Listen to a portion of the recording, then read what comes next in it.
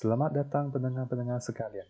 Saya Nicholas Tan dari Kenanga Futures Sdn Bhd ingin mengucapkan ribuan terima kasih kepada anda semua kerana meluangkan masa berharga untuk menyertai webinar kami pada hari ini. Webinar ini adalah kolaborasi bersama dengan CME Group dalam usaha kami untuk memberikan kesedaran dan pendidikan mengenai pasaran harapan kepada para peserta. Harap maklum bahawa dana harapan dan option melibatkan risiko tinggi kerana faktor leverage atau manfaat melalui margin, di mana ia mungkin tidak beberapa sesuai untuk segelintir pelabur. Webinar ini adalah semata-mata untuk tujuan pendidikan, oleh itu Kenanga Futures Sdn Bhd tidak akan bertanggungjawab sama sekali atas kerugian dan akibat yang timbul daripada penggunaan kandungan webinar ini. Sebelum bermula, kami ingin mengambil kesempatan ini untuk menjemput anda ke webinar Kenanga Futures seterusnya pada 12 November yang bertajuk Introduction to Copper Futures. Email jemputan akan dihantar kepada anda. Jangan ketinggalan dan jangan lupa mendaftar setelah anda menerima email. Seterusnya, jika anda mempunyai pertanyaan untuk pembicara kami, sila kemukakan soalan anda melalui kotak soal jawab di sebelah kanan atau bawah skrin anda dan beliau akan menjawab soalan anda selepas pembentangan. Hari ini kita mempunyai Encik Kamal Ali di sini dan beliau akan berkongsi mengenai strategi berdagang dalam pasaran niaga harapan menggunakan teknikal analisis. Oleh itu, tanpa berlengah lagi, saya ingin memulakan webinar kami dengan mengalu-alukan pembicara kami pada hari ini, Encik Kamal. Encik Kamal, dipersilakan. Okey. Assalamualaikum dan selamat malam semua. Pertama saya nak ucapkan terima kasih kepada semua yang sudi meluangkan masa dengan kita untuk sama-sama kita belajar untuk webinar yang ketiga dalam bahasa Malaysia pada tahun ini, okey, yang dibentang oleh saya. Okey. Jadi tanpa melemah masa lagi, saya pergi dekat sini. Okey, ini ada sedikit disclaimer.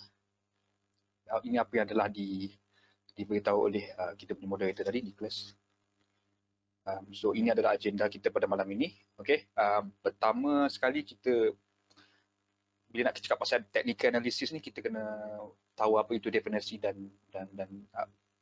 sedikit latar belakang lah dan cara nak baca pergerakan harga. Kedua adalah kita akan tengok indikator sebagai pelengkap untuk membuat perancangan dagang sebelum anda berdagang. Ketiga, chart pattern, okay, pembentukan chart yang dapat anda faham dan guna untuk memudahkan anda daripada segi perancangan dagang.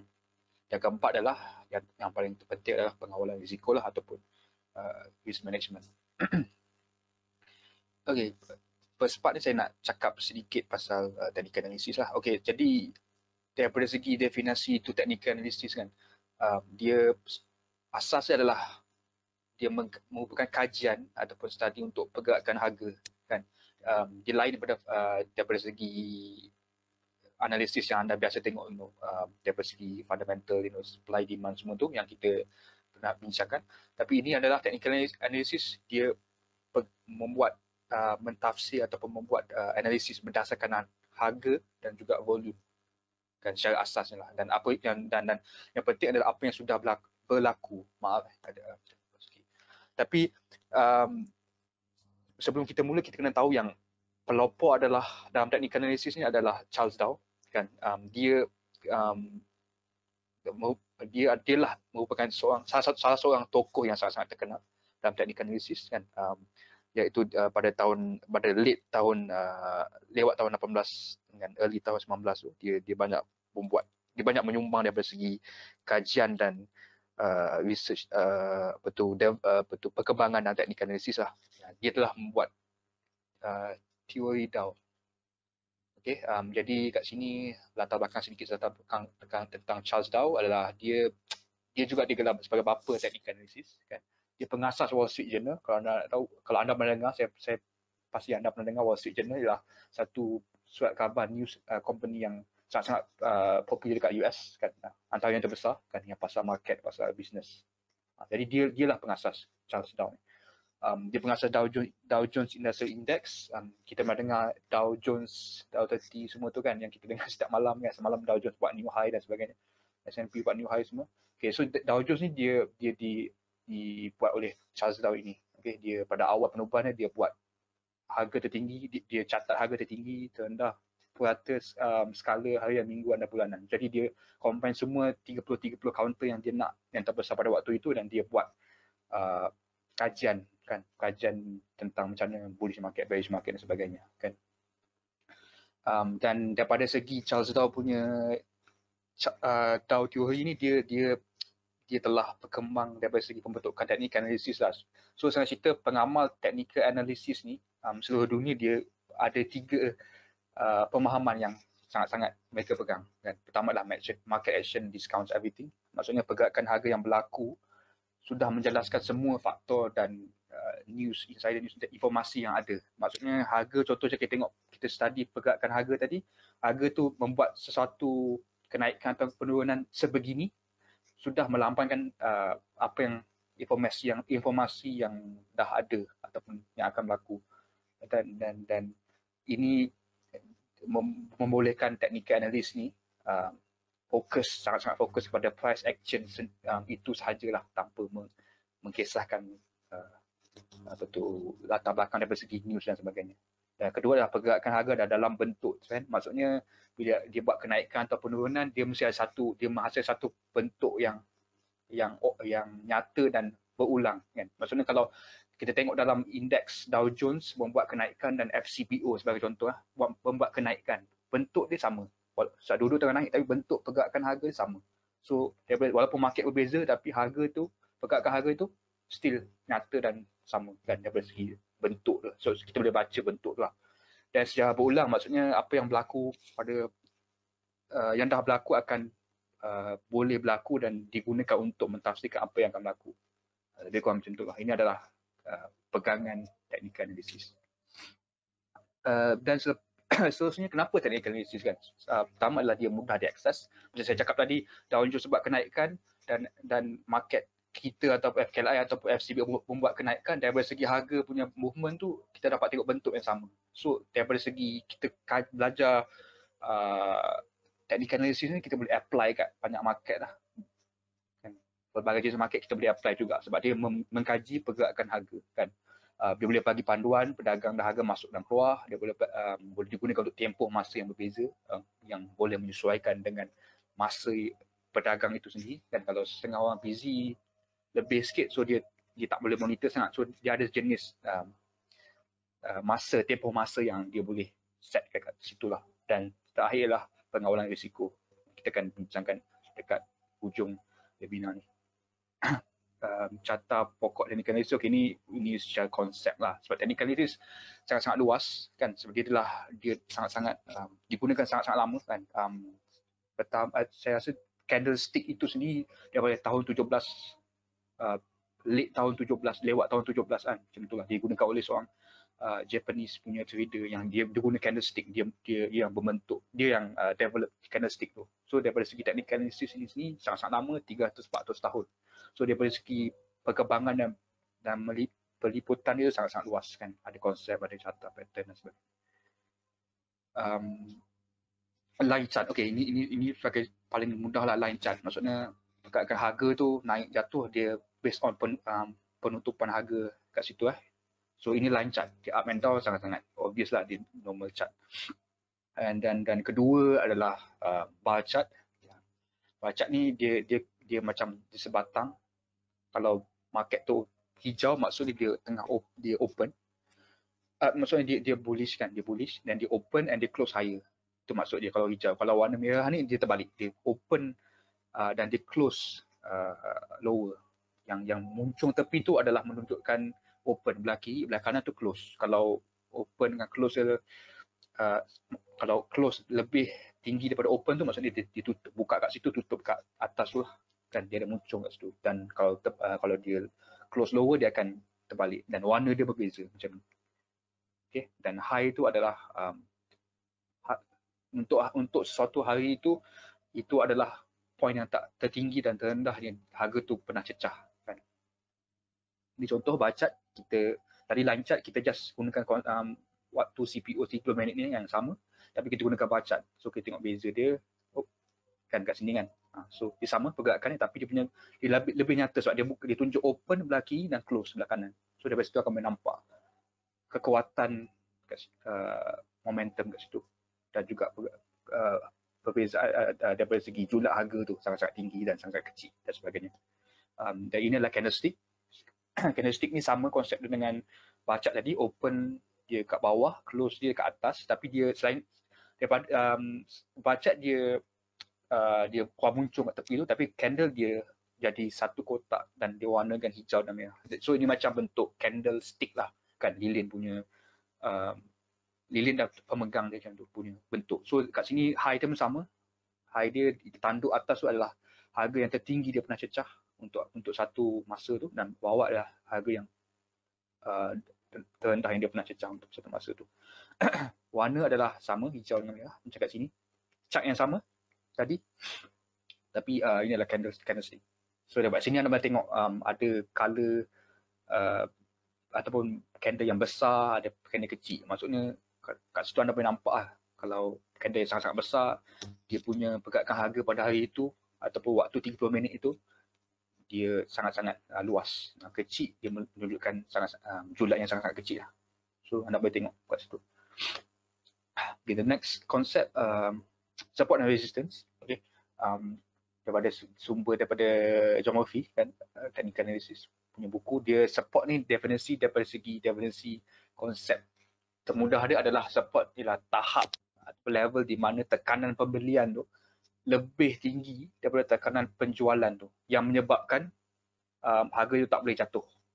Okay, saya ulang, tekanan beli tu lebih tinggi pada penjual. Maksudnya kat support level tu ada satu, kat level harga tu pembelian punya tekanan tu yang Q dan sebagainya lebih tinggi pada penjualan seller. So kat situ membuatkan harga tu tak pecah dan support lah. Lebih kurang macam tu lah. Macam orang kata lantai lah kan. Lantai dia ada sesuatu pressure yang kuat. Dia tak boleh tembus lantai tu. Resistance adalah terbaliknya. Dia adalah tahap di mana tekanan pembelian tu terbalik. Sepatutnya ni. Sekejap saya tukar sini. Okay. So dia terbalik daripada support, di mana tahap pembelian tu lebih kecil daripada tekanan penjualan. Okay. So dia membuatkan kenaikan harga itu tak boleh naik, terhenti kat situ kan, sebab selling penjualan tu lebih tinggi daripada pembelian. Ini boleh dikatakan sebagai ceiling lah, ceiling yang susah nak tembus sebab lagi ramai penjual kat atas tu. So anda tak boleh, pembeli tak boleh naik. Lebih kurang macam tu. Ini konsep gambar aja daripada segi pergerakan harga dengan resistance dan support yang kita bincang tadi kan. Maksudnya support tu every time dia dah cecah harga new point low kat situ, dia susah nak tembus. Kalau dia tembus ke atas resistance tu atau dia support ke bawah support tu, dia akan membuat penyambungan kenaikan, ataupun kalau dia pecah support dia akan buat penyambungan penurunan kan. Buat kat sini kita tengok resistance 2 kali, kali ketiga dia pecah kan, sebab untuk pertama kali tekanan pembeli tu lebih daripada tekanan penjual tu. So dia membuat kenaikan, dan dia jatuh balik, dia sentuh resistance yang sebelum tu, dia akan jadi support kan. Resistance kalau dah dipecahkan, dia akan jadi support untuk masa akan datang. So ini technical analysis punya konsep lah, di mana dia tengok harga yang dah berlaku untuk membuat prediction untuk apa yang akan benda yang akan berlaku. Macam sini resistance nak pecah, bila resistance nak pecah dia akan jadi support. So support tu akan hold pula. Jadi macam konsep support resistance yang biasa. Ini contoh kedua. Ini lebih kepada pergerakan harga yang nyata skala up and down daripada kecil. So resistance kat situ, support kat situ, kita tengok dia dah break up, dia retest balik dia punya resistance, dia akan jadi support dan dia akan buat kenaikan kan.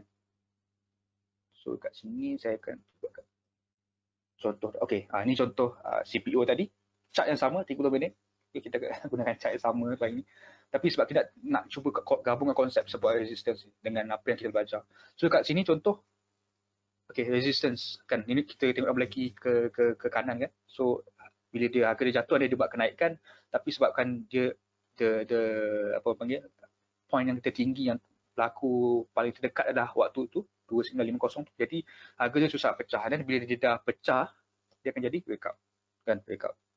Dia kan, tapi first dia test tu dia tak berjaya hold dan dia patah balik. So dia akan jadi resistance kuat, tapi kali kedua dia pecah, dia akan jadi breakout. Dan dia naik, buat kenaikan sampai dia cecah suatu resistance yang barulah. So dekat sini ada new resistance dekat 3090 macam tu, 3089 macam tu. So dia susah tembus berapa kali dia akan membuat patah balik kan. Patah balik dia akan membuat retest dekat resistance yang dah berlaku kan, resistance yang dah berlaku. So dia akan jadi support kan kat sini. So dia hold kat situ and then dia rebound kat situ. Faham tak? Sebab dia ada resistance yang sebelum ni yang pernah berlaku. Okay.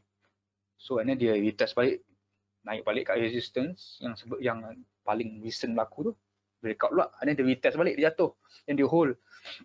So dia akan membuat kenaikan kan. So konsep dia macam tu lah, support resistance punya konsep macam tu. Maksudnya apa yang dah berlaku anda boleh jadikan benchmark atau guideline untuk membuat prediction ataupun membuat planning anda punya pembelian dan penjualan, short selling dan sebagainya kan kat situ daripada segi support resistance punya konsep.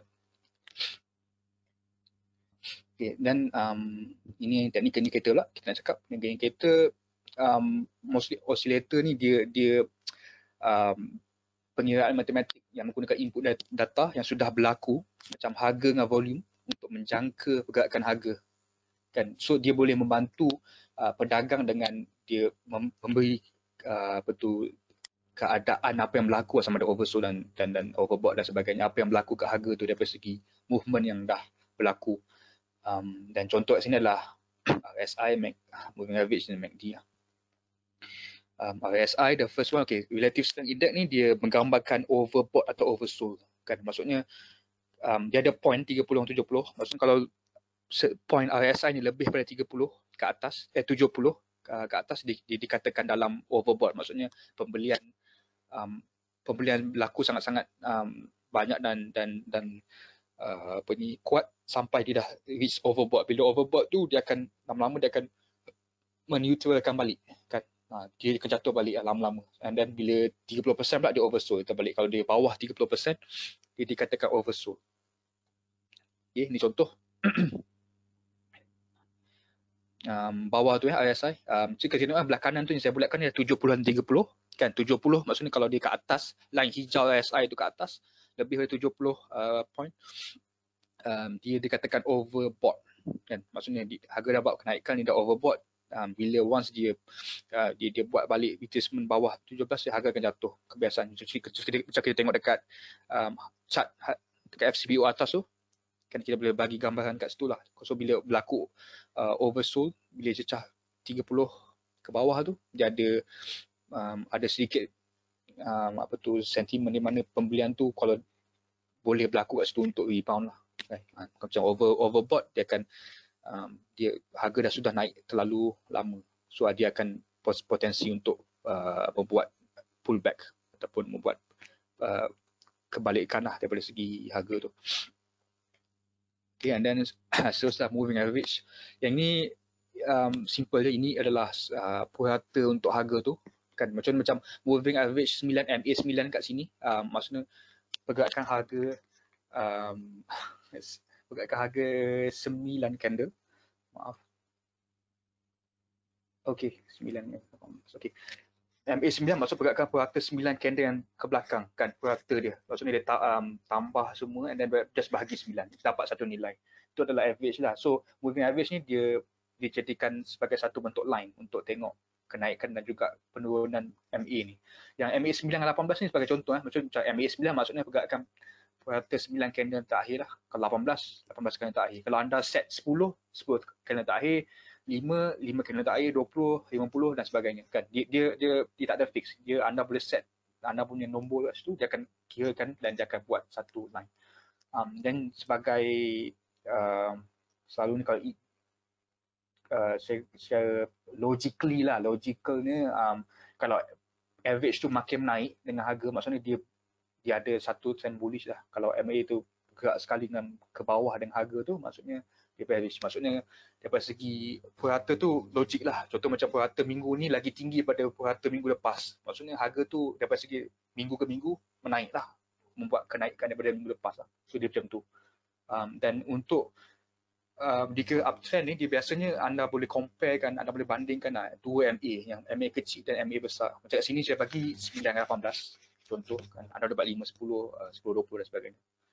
Kebiasaan ni kalau untuk bullish, MA yang kecil tu dia berada atas MA yang lebih besar, dia buat kenaikan, tapi MA besar tu kat bawah, MA kecil kat atas, dan harga dia kat atas daripada dua-dua MA ni. Kalau untuk downtrend, terbaliklah, MA kecil perlu berada kat bawah MA yang besar, dan pergerakan harga chart tu pula dia bawah daripada MA, dua-dua MA ni kan.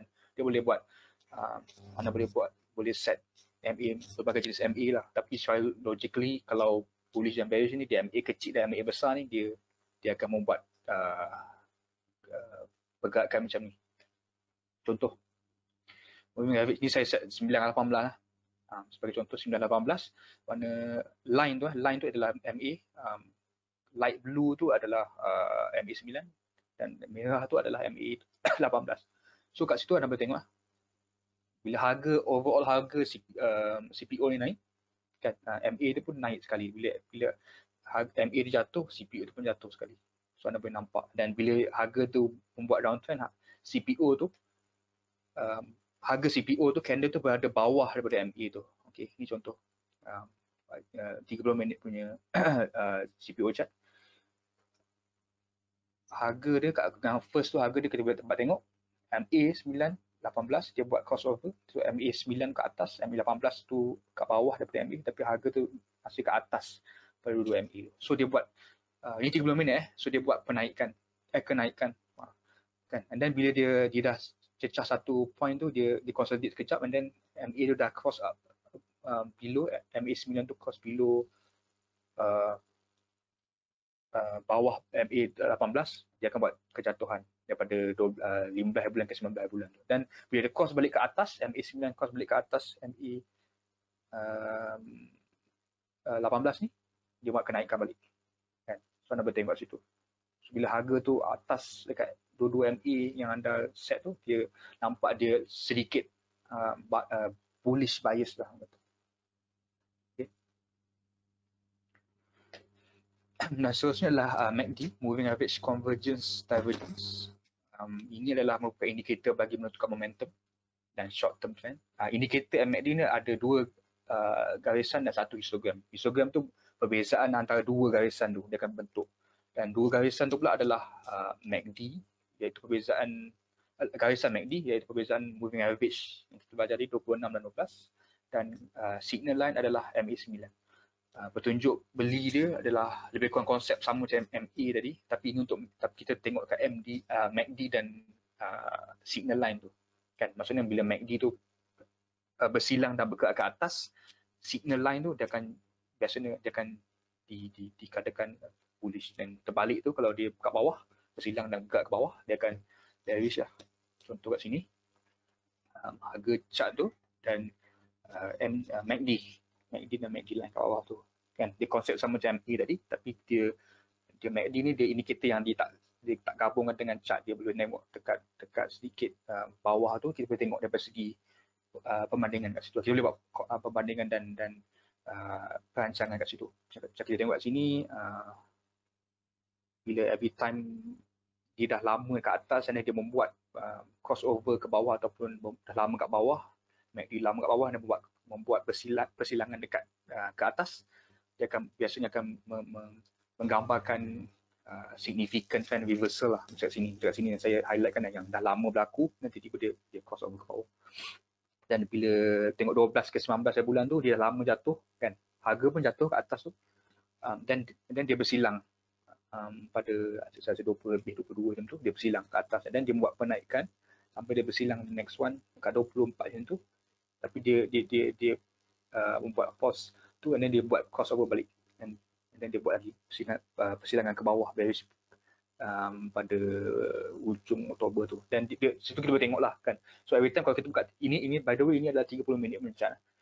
So every time kita tengok kalau dah lama MACD tu membuat suatu fasa bullish atau bearish, so bila dia buat crossover yang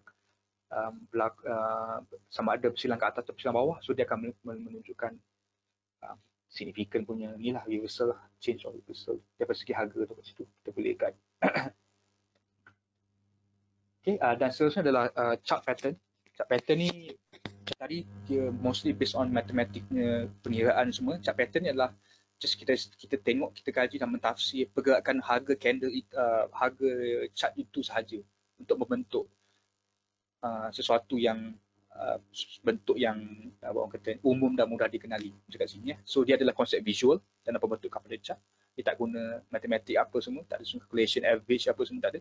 Dia cuma tengok harga saja, pembentukan harga. So pattern yang umum dan mudah dikenali sangat-sangat macam kita boleh ni lah, tiga segi, flag, bendera semua tu. So cup and handle dan sebagainya. So kat sini biasanya chart pattern ni dia penting sebab dia boleh menggambarkan atau menunjukkan sama ada dia akan, harga tu akan membuat kesinambungan ataupun dekat sini continuation lah, ataupun reversal, iaitu kebalikan. Maksudnya price tu daripada atas dia bullish ke bearish, bearish ke bullish dan sebagainya. Kalau kesinambungan tu continuation, dia bullish, dia orang kata consolidate sekejap, dia hold kejap dan dia buat balik penyambungan bullish tu dan bearish dan sebagainya. So itu beza kesinambungan dan kebalikan. Pertama, ini uptrend channel. Dekat sini kita tengok kan pergerakan harga tu, dia naik, dia up and down, tapi dia still within dalam channel tu ke atas. So ini adalah uptrend lah kan, 1, 2, 3, 4, 5. So dia ada banyak kali sentuh kat sini. Ini contoh kan, ini S&P index. So kat sini kita tengok dia punya channel line yang sangat cantik. Walaupun kalau kita tak buat channel line, kita nampak harga dia buat penaikan macam tu je. Tapi kalau kita kaji, kita buat channel line, dia memang nampak pembentukan lah. Walaupun harga dia naik, tapi dia pull back. Every time dia pecah, dia pull back. Tapi still dalam channel line tu. So ini adalah downtrend channel. Dia cuma terbalik daripada uptrend channel tadi kan, membuat kejatuhan, tapi dia still dalam channel ke bawah tu kan. Dia breakout support, and then dia pull back, breakout support, pull back, breakout support, tapi daripada segi channel line tu still cantik daripada segi penurunan tu, nampak nyata. And then bulan Mac tu dia pecah resistance ke atas tu. So lepas tu dia buat kenaikan. So anda boleh nampak daripada segi pattern kat situ. So kalau anda nak buat perancangan untuk short ataupun long, anda boleh nampak kat situ. So every time setiap kali dia dah dalam downtrend channel, setiap kali dia jatuh dan dia pull back, tapi still dalam resistance top border line tu, anda boleh plan untuk short dan anda stop loss ke atas dan sebagainya kan. So anda boleh buat perancangan kat situ. Inilah contoh reversal pattern, kebalikan double top. Maksudnya harga uptrend, dia pecah the support semua, resistance semua, dan dia cecah a new high top, and then dia pull back, and then pull back tu dan kenaikan ke atas tu untuk mencecah, untuk test top yang pertama tu, tapi dia tak berjaya. So dia akan pull back balik and then pecah balik dekat dia punya recent high low tu, dan bila dia breakout tu dia akan jadi double top lah. Ini adalah biasanya reversal lah. Maksudnya dia akan daripada bullish dia akan tukar kepada bearish macam tu. Kalau bearish dia akan tukar kepada bullish. Contoh kat sini kan, dia top 1 top 2 dia tak berjaya pecah, then dia pull back balik towards the support line tu, dia akan pecah dan retrace. So anda boleh nampak dia downtrend balik. Double bottom dia terbalik daripada double top. Okay, konsep yang sama, bottom 1 bottom 2 pecah, dan dia akan berubah daripada bearish ke bullish. So dia tak percaya nak pecah the bottom 1 punya low tu, dia rebound balik. So dia akan test balik the recent high yang paling awal, dan kalau pecah itu dia akan jadi double bottom tu terbentuk dengan complete lah. So biasanya dia akan change direction daripada downtrend ke uptrend. Ini adalah head and shoulder. Head shoulder dia daripada segi double top tadi, dia sama, dia uptrend, dan dia break double top, instead of buat dah 2 kali punya ni, dia ada 3, dan 3 tu mungkin tak sekata kan. Dia ada bahu belah kiri dan kanan, dan kepala tu lagi paling tinggi lah. Dan bila dia pecah balik dekat dia punya borderline tu, support line tu, dia akan jadi bearish macam kat sini, support line. Left shoulder, right shoulder, head. bentuk dia memang takkan, kebanyakan memang susah dapat perfect print, tapi dia punya konsep tu sama. Dia head tu mesti paling tinggi, dia fail untuk breakout orang kata, tapi then dia cuba rebound dekat support line neck. So, dia akan jadi perubahan daripada segi trend tu. Ini adalah head on inverse head and shoulder kan, dia terbalik, just terbalik daripada head and shoulder, left shoulder, head, right shoulder. Ini contoh.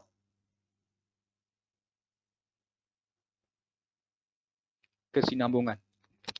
Okey, daripada sini kesinambungan adalah bila harga pergerakan harga chart tu dia membuat kenaikan, tapi dia bila dia dah sampai satu tahap tu dia membuat ascending triangle ataupun symmetry triangle. Daripada segi bezaannya cuma ascending triangle tu ke atas, descending triangle tu ke bawah lah, bearish, bullish, ascending triangle bullish. Symmetric triangle dia tengah-tengah neutral, tapi kalau dia break atas dia akan membuat kesinambungan, continuation ke atas. Kalau dia break bawah dia akan break bawah, membuat kesinambungan ke bawah. Untuk ascending triangle dia, kalau kita boleh tengok support level dia kat situ kan, atas resistance flat kan, flat, tapi dia punya bawah base resistance tu, support tu makin tinggi. So dia makin squeeze dia punya harga tu, dan bila dia break dekat resistance tu dia akan, kalau dia retest and then dia hold tu, itu and then dia buat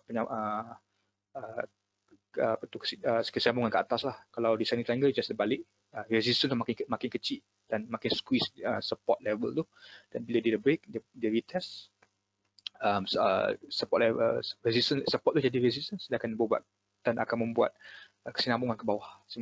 Symmetrical triangle is dia support resistance dia segi perbentukan tu jadi macam sama, atas bawah, atas makin kecil, bawah makin kecil.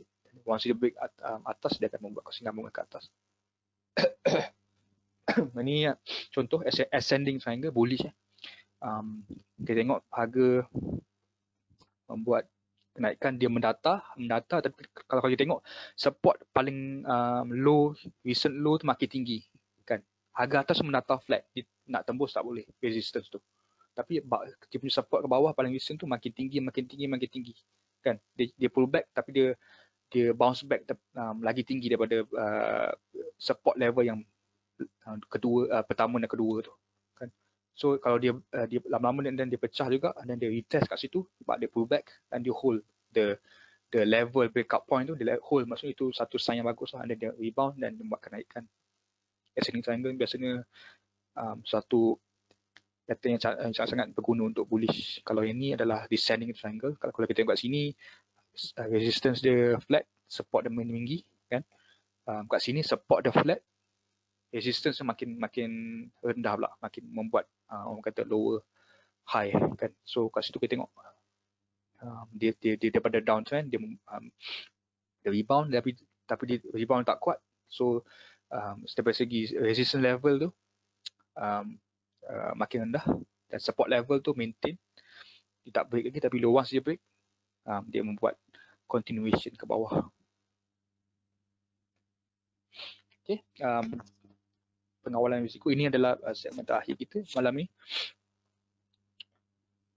Jadi pedagang dan pelabur ni dia perlu sangat-sangat perlu mengawal risiko, dan perlu at least tahu macam nak mengawal risiko daripada setiap pedagang yang mereka nak masuk, sebab yang pertama ataupun yang utama pengawalan risiko ni adalah untuk menjaga modal capital anda dalam akaun tu kan. Sebab kalau modal anda makin kecil, makin loss makin besar, jadi susah nak kembangkan kan. So risiko, pengawalan risiko adalah sangat-sangat penting. Dan apa yang dah saya jelaskan tadi dari segi chart trading, chart pattern dan indicator semua tu, bila anda kena faham yang tu, and then bila once anda faham, anda kena guna strategi daripada segi risk management ni, pengawalan risiko ni, untuk membuat perancangan harga masuk, keluar, berhenti dan ambil keuntungan. Saya akan jelaskan salah satu contoh lah lepas ni. Okay, tapi kat sini sebelum tu kita kena tengok case lah, gambaran kalau anda tak kawal risiko ni betul-betul, especially dalam futures kan. Sebab kita tahu futures ni dia potensi nak menang besar, nak untung besar. Rugi pun besar juga, dia boleh over loss dan sebagainya. Jadi okey, kat sini account, kalau assume account anda $100 kat sini kan, RM1 $1 kan, kalau percent loss sebelah kiri tu contoh macam anda satu dagang yang anda buat tu anda loss 10% kan, so account anda adalah $90, tinggal $90. Jadi anda perlu dagang seterusnya, anda perlu untung 11% untuk menaikkan balik account anda ke modal asal anda $100 tu kan. So anda perlu untung 11% untuk naik ke $100 tu balik kan. Kalau 20% sampai $80 punya anda punya account tinggal, anda perlu untung seterusnya untuk melevelkan balik modal yang ke level modal asal anda perlu untung sebanyak 25%. Dan kita tengok kat sini, kalau makin anda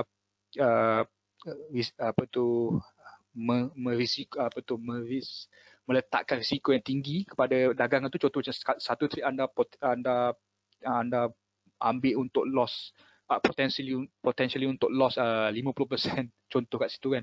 So account anda tinggal $50, so anda perlu untung 100% untuk daripada $50 tu anda perlu untung 100% untuk samakan balik level modal capital anda yang asal. So makin besar anda loss, anda perlu almost 2 kali ganda, 3 kali ganda untung untuk samakan balik level $100 tu. So itu sangat-sangat macam susah lah nak dapat 100% dalam satu dua set tu, bukan yang mudah lah. So anda perlu jaga risiko anda daripada segi loss tu, maintain at least the first 2 box tu setiap kali trade anda. So anda tak perlukan menang yang sangat besar untuk at least break even ataupun untuk menggandakan kan. Itu yang saya nasihatkan lah. Okay, the 2% rule ni dia ini adalah pengurusan risiko ni ada banyak jenis lah, tapi yang saya rasa yang sangat-sangat sesuai untuk beginner dan konservatif ni sebab dia digunakan oleh investor yang global lah, yang besar-besar kan. The 2% rule maksudnya setiap kali anda nak masuk dagang tu, anda hanya akan memasuki posisi apabila risiko yang dijangka daripada dagangan tu hanya berjumlah negatif 2% daripada akaun anda tadi kan. So contoh kat sini, kalau anda ada 50,000 dalam akaun, so setiap kali anda nak masuk posisi untuk jaga capital anda, memelihara capital anda, modal anda perlu anda tak boleh lebih risiko daripada segi setiap dagang tu lebih daripada 2%, iaitu daripada segi sini, contoh sini 1,000 lah untuk setiap dagangan kan. 2% itu sangat-sangat konservatif dan berguna. Nanti saya akan contoh macam nak apply 2% rule tu. Tapi kat sini pun daripada segi 3 benda ataupun iron triangle of risk control ini diperkenalkan oleh Alexander Elder dalam buku dia. Dia pada asalnya dia cakap pasal more untuk saham punya pengawalan risiko berapa banyak yang anda boleh ambil daripada segi unit. Tapi kat sini kita boleh juga apply untuk futures kan. Maksudnya anda perlu sebelum anda nak memulakan dagangan tu, anda perlu faham 3 ABC ni kan. 3 segitiga A dan B. Maksudnya A adalah maksimum risiko dalam nilai ringgit atau USD bergantung pada futures account anda ataupun futures yang anda dagangkan kan. So maksimum risiko dalam nilai ringgit atau USD. Macam kat sini contoh tak lebih 2% dari account. Contoh macam kat tadi adalah account anda adalah 50,000 kan. So anda daripada segi risiko adalah setiap dagangan yang anda nak masuk adalah 1,000 kan. 1,000 maksudnya 2% daripada account anda. So anda kena tahu berapa nilai daripada segi ringgit atau USD itu dulu. Dan yang kedua adalah anda akan kena set dan anda kena jangkakan perbezaan mata dari harga masuk anda nak plan tu, anda rancang nak masuk dengan harga stop loss. So let's say stop loss daripada segi anda masuk, anda plan ni dengan support tu adalah 20 mata. So okay, anda dapat 20 mata. And then ketiga adalah size posisi. Maksudnya size posisi ni ialah berapa banyak lot atau posisi yang anda digalakkan ataupun anda digalakkan supaya tidak lebih lah. Contoh macam kat sini lot untuk FCPO sebagai contoh ada 1, 2 dan 3 dan sebagainya. Dan daripada segi maksimum risiko berapa nilai dia, anda kena tahu berapa nilai yang risiko yang anda sanggup rugi dan perbezaan mata dengan entry dan stop loss anda, and then size lot. So kat sini contoh kita gunakan tadi 50,000 2%, risiko adalah 1,000 untuk setiap dagangan. Kan kita relate balik dengan support resistance punya resistance punya konsep tadi. Okay, so bila dia dah pecah resistance, dia buat new resistance and then dia pull back and then anda tengok okay sekarang resistance dah jadi new support. So based on scenario account 50,000 tadi, A, B, C tadi, A tadi adalah RM1,000 adalah jumlah nilai yang anda boleh rugi berdasarkan 2% kan. So A, and then B tu adalah harga perbezaan daripada segi anda masuk dengan stop loss. So stop loss dekat sini adalah bawah 2940, bawah support tu.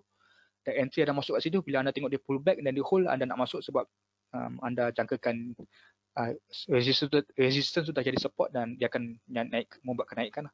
So anda masuk kat 2960. 2960 dengan 2940 perbezaan adalah 20 mata. Kan? Dan untuk FCBO, satu mata RM25. Kan? So negatif 500. So potensi untuk anda loss kat situ adalah negatif 500. So and then ketiga ada lot dia lah. So bubble lot yang anda boleh ambil kan A, B, C tadi kan. So C adalah lot ataupun position sizing. So daripada segi account kat sini 50,000 2%, 1,000. Yang anda dah set one lot adalah potensi anda rugi adalah 500. Tapi anda itu adalah 1% daripada account anda kan. So 2% adalah 1,000. So anda boleh menjadi agresif kat sini. Ini adalah masa sesuai untuk anda agresif sebab anda dah maintain yang 2% risiko tu kan. So anda boleh main 2 lot. So bila anda main 2 lot, negatif potensi untuk anda rugi adalah 1,000 kan. Sebab anda boleh, tapi still dalam 2% rule tadi. So anda boleh masuk untuk dan boleh jadi lebih agresif kat sini kan. So kalau anda lebih konservatif, anda boleh main satu lot, tak ada masalah. So kat sini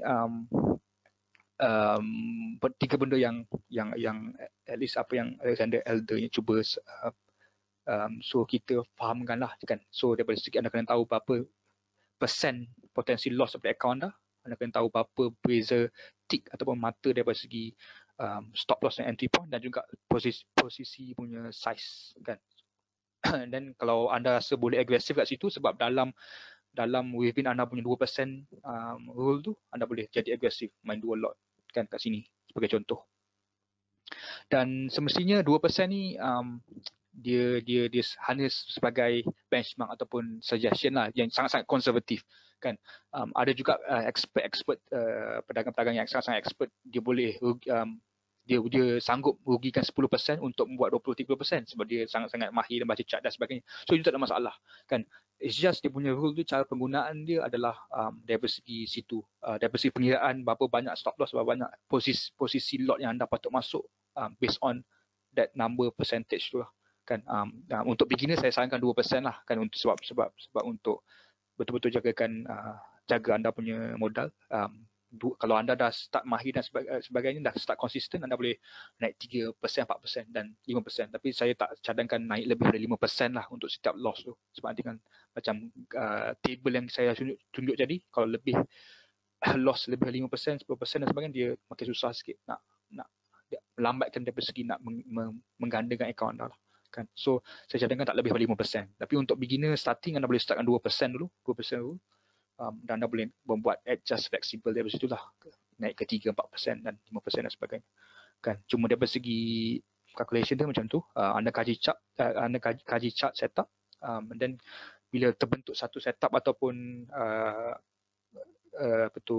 chart pattern yang sangat-sangat yang anda faham dan support resistance yang anda berlaku dan anda faham dan anda boleh interpret dia, anda buat, dan lepas tu anda buat strategi.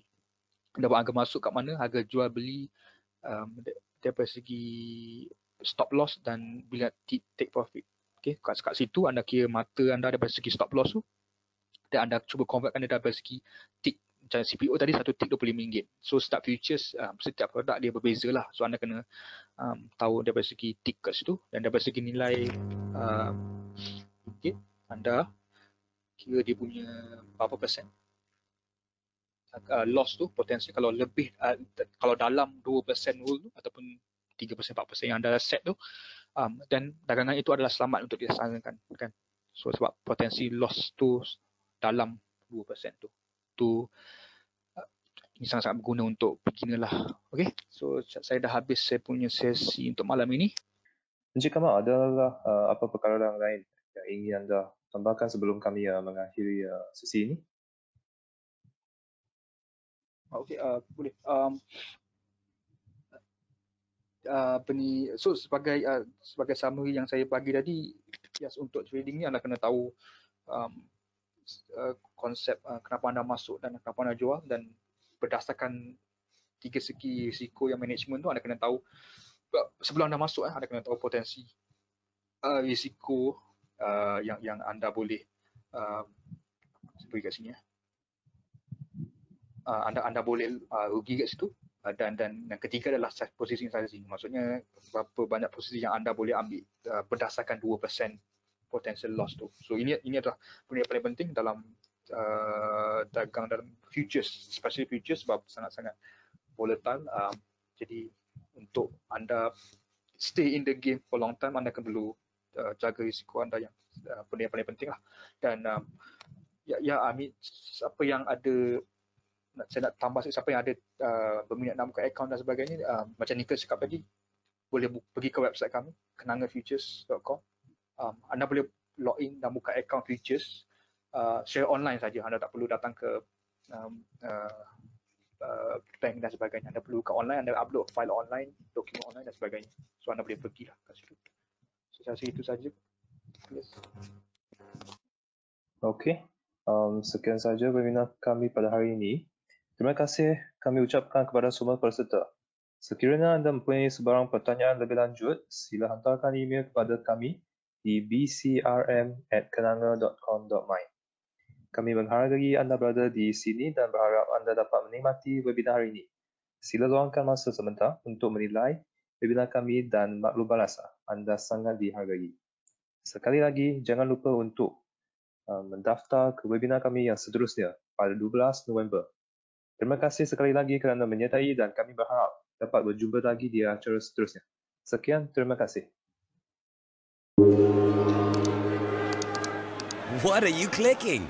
Click kenangafutures.com.my, Malaysia's leading derivatives broker.